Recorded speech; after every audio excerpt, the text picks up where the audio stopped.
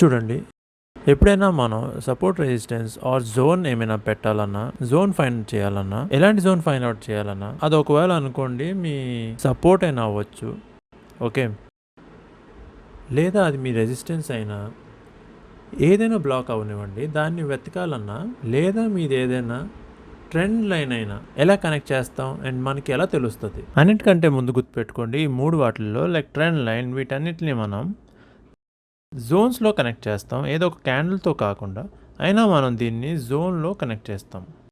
దీన్ని మనం body to body connect చేస్తాం, ఓకే, బాడీ టు బాడీకి జనరల్గా కనెక్ట్ చేస్తాం, బాడీ టు బాడీ కావాల్సి వస్తుంది. ఇప్పుడు జాగ్రత్తగా వినండి, బాగుంటుంది. ముందు కూడా చెప్పాను దీని గురించి.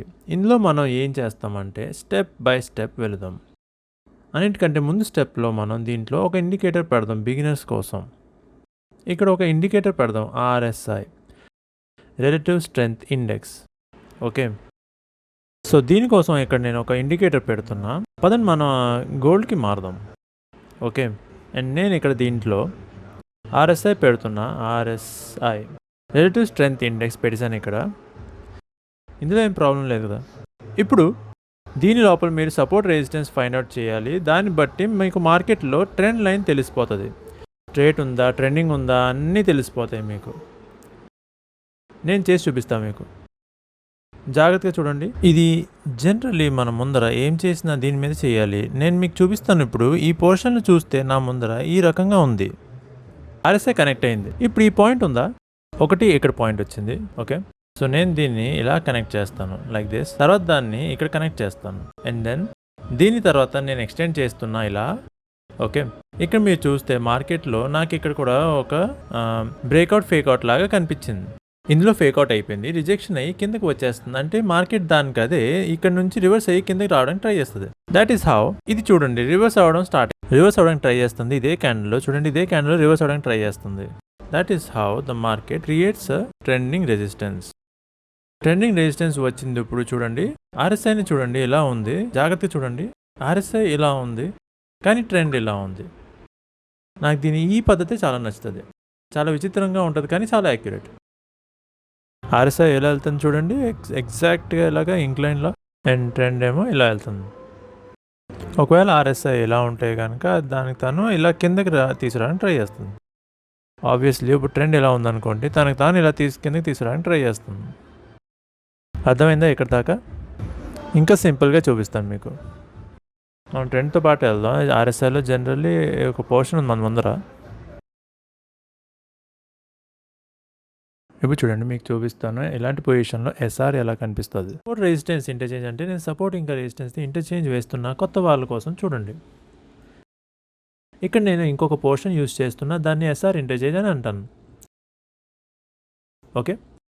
సపోర్ట్ రెసిస్టెన్స్ అంటే మార్కెట్లో సపోర్ట్ వచ్చాక తర్వాత బ్రేక్ అయ్యాక రెసిస్టెన్స్ వస్తుంది, తర్వాత మార్కెట్ కిందకి వస్తుంది. So this is the SR interchange.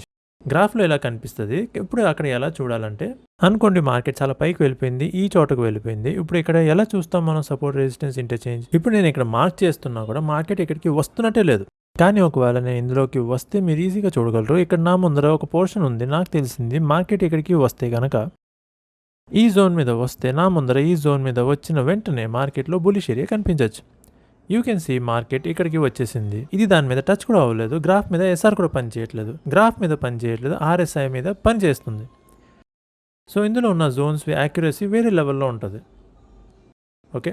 ఇంకా వేరే లెవెల్ యాక్యురసీ అంతే. నేను ఇది లాస్ట్ ఇయర్ జూలై ఆగస్ట్లో దీని గురించి ఎక్స్ప్లెయిన్ చేశాను, సరేనా. ఒకవేళ డీటెయిల్గా కావాలి అంటే ఎలాగో నేను ఇక్కడ చెప్పనా, చాలా బాగా పనిచేస్తుంది. లెవెల్స్ చాలా బాగా తెలుస్తుంది ఇందులో. అండ్ మనం ఇందులో క్యాండిల్స్టిక్ ప్యాటర్న్స్ చూడాలి. ఎలాంటివి అంటే బులిష్ ఎన్గల్ఫింగ్ ఉంది, ఓకే, మారుబోజు ఉంది, పాజిటివ్ ఎన్గల్ఫింగ్ ఉంది, ఇంకా చాలా రకాలు కనిపిస్తాయి మనకి, ఓకే. సో దీన్ని చార్ట్ మీద డ్రా చేయాల్సిన అవసరం లేదు, దీని మీదే చేయండి. ఏం డ్రా చేయాలన్నా దీని మీదనే జనరల్లీ డ్రా చేయాలి. ఇప్పుడు చూడండి, మీకు కనిపించవచ్చు ఇక్కడ, ఇదిగోండి, ఓకే. ఇది చూడండి, 3 పాయింట్స్ ఉన్నాయి. 3వ పాయింట్ వచ్చింది చూడండి, ఇది స్ట్రైట్గానే ఉంది, ప్రాబ్లం ఏం లేదు, స్ట్రైటే కాబట్టి. ఇదే విధానంగా అన్ని పోర్షన్స్ మీరు యూజ్ చేయొచ్చు, చాలా best method. You can see మన ముందర రెసిస్టెన్స్ ఉంది, యూ కెన్ సీ చూడండి, ఇది ఒక స్ట్రైట్ రెసిస్టెన్స్. కానీ ఇక్కడ చూడండి ఏం వచ్చిందో, ఇది స్ట్రైట్ రెసిస్టెన్స్, కానీ ఇక్కడ ట్రెండింగ్ రెసిస్టెన్స్. ట్రెండ్ అంటే ఇక్కడ మార్కెట్ పైకి వెళ్ళి కిందకి పడుతుంది. దీని అర్థం మార్కెట్ మనకి ఎఫ్ఎంఎఫ్ఆర్ ఇవ్వచ్చు, మార్కెట్ మనకి ఆఫ్టర్ ఎఫెక్ట్ ఇవ్వచ్చు. ఇదే మీకు చెప్పడానికి ప్రయత్నిస్తున్నాను నేను. ఆర్ఎస్ఐ మీద స్ట్రైట్ లెవెల్, కానీ మార్కెట్ అయినా కూడా హై క్రాస్ చేసి మరి స్ట్రైట్ లెవెల్ వచ్చింది. సో దీని అర్థం మార్కెట్ ఎఫ్ఎంఎఫ్ఆర్ ఇవ్వచ్చు. First move fake, then reversal పైనది బులిష్ ప్రెషర్ చూపించి మళ్ళీ బేరిష్ అవ్వచ్చు. వేరే విషయం ఏంటంటే మనం ఇక్కడ డిమాండ్ కాపీ చేసి ఇక్కడ పెట్టచ్చు. అది వదిలేండి, ఎలాగో మన ఎంఎంసీలో ఉన్నదే వాడచ్చు. ఇప్పుడు దాని గురించి వద్దు, చూడండి జాగ్రత్తగా. ఇది డిఫాల్ట్ ఆర్ఎస్ఐ, నేను ఇందులో ఏమీ మార్చలేదు. ఎప్పుడు ఉండేదే ఆర్ఎస్ఐ 14 క్లోజ్, అదే పెట్టాను. ఓకే, ఇది స్టార్టింగ్కి బాగుంటుంది, కానీ దీన్ని హ్యాబిట్లోకి తెచ్చుకోకండి.